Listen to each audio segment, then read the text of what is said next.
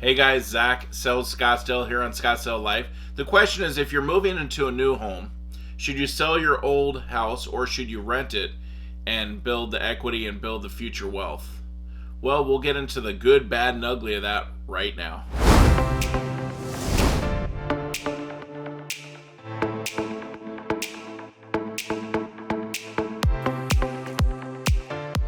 So as of this year, 2024, when I made this video, there's data that came out saying 66%, so 2/3 of the sellers are considering renting their existing home instead of selling it when they're moving up to a bigger house or moving down to a smaller house. That was up from 47% in 2021, so it's gone up quite a bit of people wanting to keep their existing houses. So this only works if someone could buy another house without having to sell their original house. Some people need the cash from their first house to buy their second house. Some people don't. So if you don't, there's options here. You could rent it or sell it. So the first challenge is your house ready to be rented? Is it fit for a renter? Houses need to be in rent-ready condition. Things where they're not going to be broken or loose doors and windows. It needs to be tight and in shape. So when you get a renter in there, they're not going to be complaining, calling either you or the property manager every other day. The other thing is your home maintained well? Is the air conditioning up to date? Another factor to consider is if your neighborhood is ideal for rental. Sometimes there's HOAs you can't even rent. They might have rent restrictions or certain requirements needed to rent that, or there could even be a waiting list to rent. So you got to consider all those before even deciding if your home is available to rent. And are you ready to be a landlord? Well, you don't have to be a landlord, but property managements charge about 8 to 10% of the rent. So that dips into your profits quite a bit. So if you are ready to be a landlord, you got to make sure you live in the same area. So if you're moving out of city or out of state, it's going to be very, very difficult. But if you're moving, a few blocks away or a mile or two away, you could possibly be a landlord, but you will get calls sometimes in the middle of the night. It depends, what's going on at that house. So there is a little work with it. It's not just a free check like some people think. And with that, you're going to need some cash on hand to fix things. If someone's air conditioning goes out in the middle of summer, you got to hire a HVAC guy to be there to fix it. And you better have a connection of a HVAC person, guy or woman, to be there to fix it. Because if not, renters aren't going to go a week or 2 weeks in the middle of summer with no air conditioning. It's things like pipe breaks in the winter. If you're in a cold area and the pipe breaks, you need a plumber basically there the next day because their water will be shut off. So there's a lot of need for you to be around to fix things or have the property manager fix things. Either way, you got to pay the subcontractors. For passive income, remember that there are additional costs you should anticipate. Mortgage and property taxes, you still have to pay those even if your rent doesn't cover it all. So meaning if you're in the negative, you're still covering it. Insurance. Landlord insurance typically costs about 25% more than regular homeowners insurance.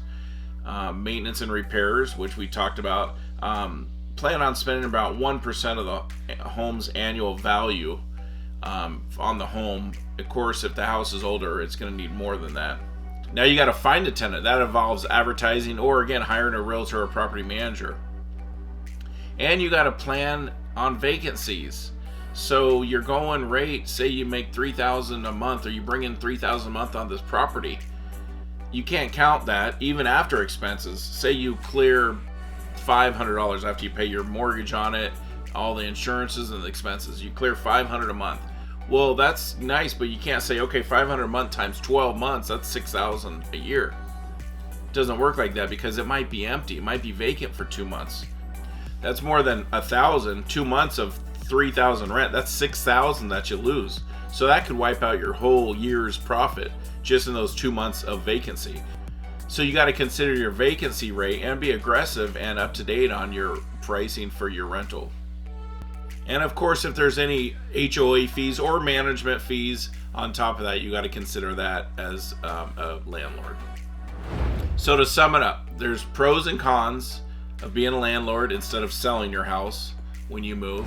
Now, if you are a landlord and you want to sell it, the pros are you're building wealth down the road. The renter is basically paying your mortgage, so you're going to cash in on the equity down the road, which is a big benefit. That's the number one ways millionaires and billionaires were made in this country, from real estate. The con would be it's just a lot of work. You got a lot of maintenance. You got a lot of deal with people. You're gonna have to deal with people, tenants. You're gonna have to deal with workers and subcontractors working on the house when you need things to be fixed. You're gonna get calls, so there is a lot of work. And on the other hand, if you sell it, you're done. You make your profit on the house. You move on to the next. You take that equity out and move it to the next, and it builds that way.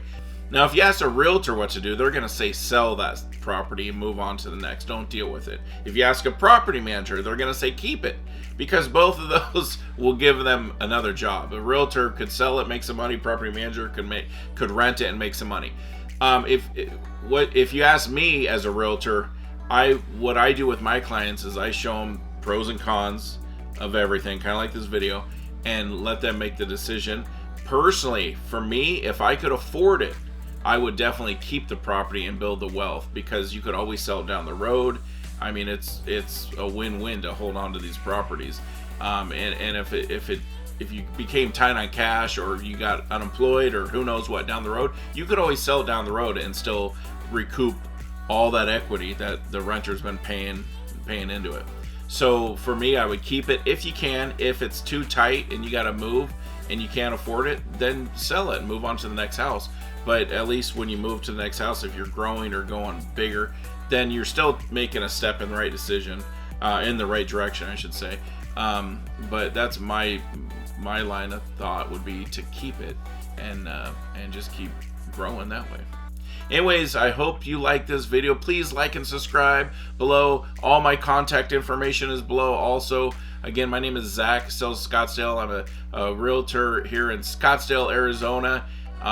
When I'm making this video, it's November, so it's nice and cool. Well, not cool, it's actually nice. It's about 75 degrees, so not too hot during this time. But reach out to me with questions and concerns, anything real estate or anything Scottsdale.